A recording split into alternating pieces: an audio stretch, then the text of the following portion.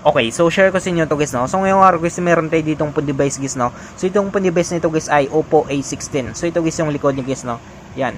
So yung issue nito guys ay no display, no vibrate, no response. So bukod sa no display, no vibrate, no response guys ay ito pa guys yung isang issue niya guys, no. So basta guys yung LCD guys.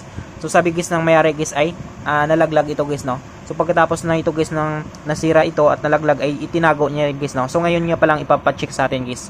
So kapag okay pa guys yung phone device nito guys ay bibilan daw guys ng bagong pisa guys, no, or LCD guys. Yan. So ngayon guys ay papakita ko sa inyo guys kung paano natin malaman guys kapag buhay pa guys yung board nito guys, no. Kasi dito guys ay no display siya guys, no, no vibrate at no response rin siya dito guys. So ngayon guys ay try natin i-charge. Yan. So pakiramdaman natin guys, no, kapag mag-vibrate siya. So kapag mag-vibrate siya guys, ibig sabihin guys ay goods pa siya guys, no. Yan. So kahit mag-ilaw lang siya. So wala siya guys, no. So wala siyang display, wala siyang vibrate at wala rin siyang response guys, no. Yan. So halos lahat guys ay wala guys. Yan. So wala siya guys, no. So try natin guys panda rin. Yan, kahit mag-vibrate siya guys, no. So wala siya guys, no. So wala siyang response guys. So yung gagawin natin dito guys para malaman natin guys na okay pa guys yung phone device nito guys ay try natin guys, no. Gamitan natin ito guys ng analog tester natin guys, no. Yan.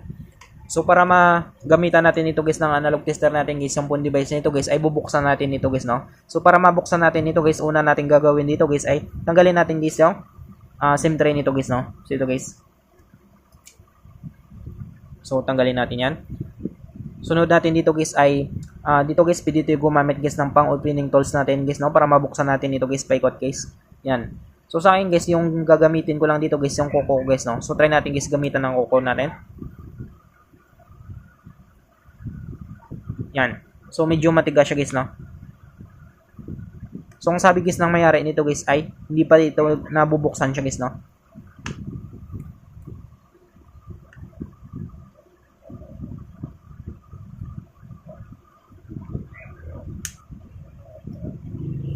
So gamit tayo dito guys ng pang opening tools natin.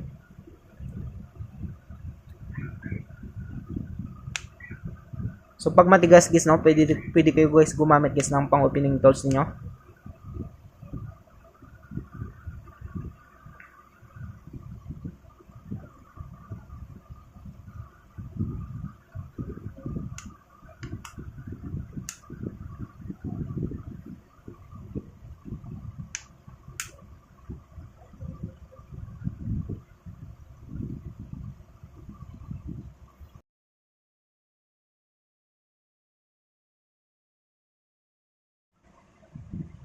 So yan siya guys, no. So nabuksan natin guys. Yan. So dandan lang natin. Yan. So kung makita nyo guys ay ito guys yung fingerprint sensor niya guys, no. O yung EPC connector niya guys papunta guys sa motherboard niya guys, no. So kung makita natin guys ay hindi pa siya nabubuksan guys, no. Meron pa kasi siya ditong ano guys, silyado. Tsaka dito guys sa ano sa board niya meron rin ditong ano silyado. So ibig sabihin nito guys kapag merong ganito guys ay hindi pa siya nabubuksan guys, no. So tayo pa lang unang makakabukas nito.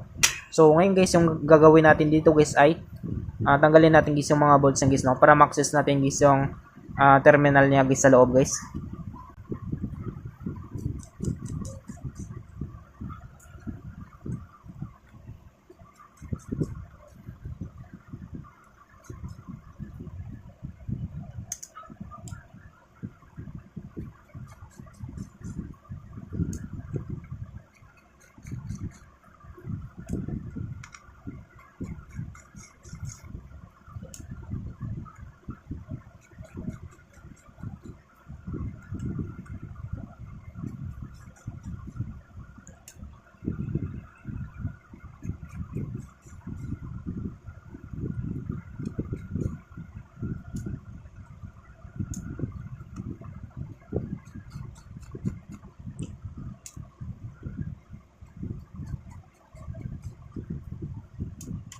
So yun siya guys, no. So natanggal natin guys lahat guys ng mga bolts niya. So tanggalin natin guys yung cover niya guys, no.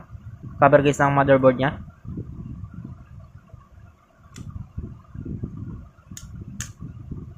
Yan. So natanggal natin guys. So ito guys yung loob niya guys, no.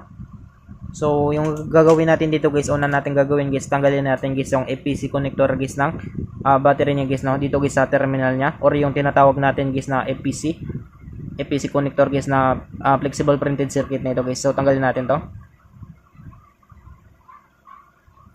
Yan. So, natanggal natin guys, no? So, dito lang tayo guys sa positive negative guys, no? So, gagamitan natin siya dito guys ng analog tester natin guys, no?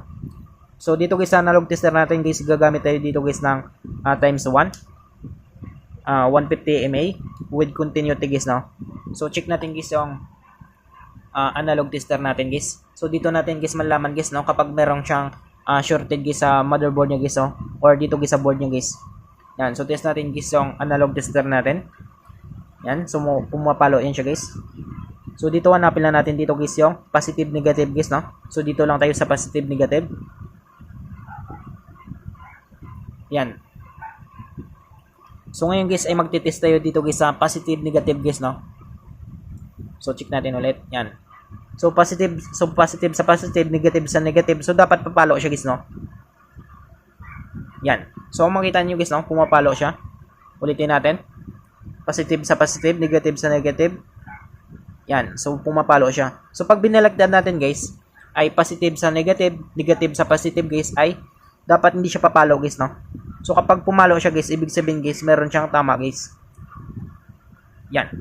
So, hindi siya pumalo guys, no? Ibig sabihin guys, ay walang shortage guys sa board niya guys, no? Or dito guys sa motherboard niya guys. Yan. So, kahit pa-detect natin guys sa bus natin, so, try natin guys sa bus. So, sa bus natin, dapat tutunog siya guys, no? Yan. So, kung marinig nyo guys, tumutunog. Yan.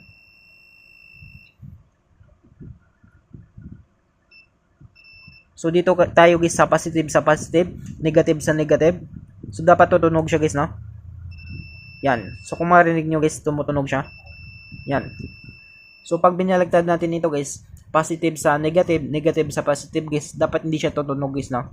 So, kapag tutunog ito guys, ibig sabihin guys, merong tama guys yung motherboard guys ng Pundi base nito guys. Yan. So, dapat guys, hindi siya tutunog guys, no? Yan. So, nagtunog siya guys, pero once lang. Ibig sabihin guys, walang tama guys yung motherboard nito guys, no? O yung board na ito guys. Yan. So, ibig sabihin nito guys, pwedeng drain lang guys yung battery nito guys, no? Kasi matagal na ito guys na itago guys ng mayari nito. So, yung issue nito guys yung LCD lang guys, no? So, sabihan na lang natin guys na okay pa ito guys yung motherboard na ito guys. So, bilan na lang natin guys ng pisa ito guys, no? So, matindi kasi guys yung pagka ano niya guys, no? Pagkahulog niya. So, dito talaga lahat guys tumama guys. Yan. So, basag na basag. Sobrang lakas siguro guys, no? Yan. So, ganun lang kadali guys, no? Kung paano natin guys malaman guys kapag okay pa guys yung board guys ng ating phone device guys. Yan. So, I hope guys na makatulong sa inyo itong video tutorial natin guys, no? Sa mga bago pa lang sa ating channel, huwag natin kalimutan guys i-click guys yung subscribe at yung notification bell button para ma-update ko kayo guys sa susunod natin guys na video tutorial. Thank you guys and God bless sa lahat.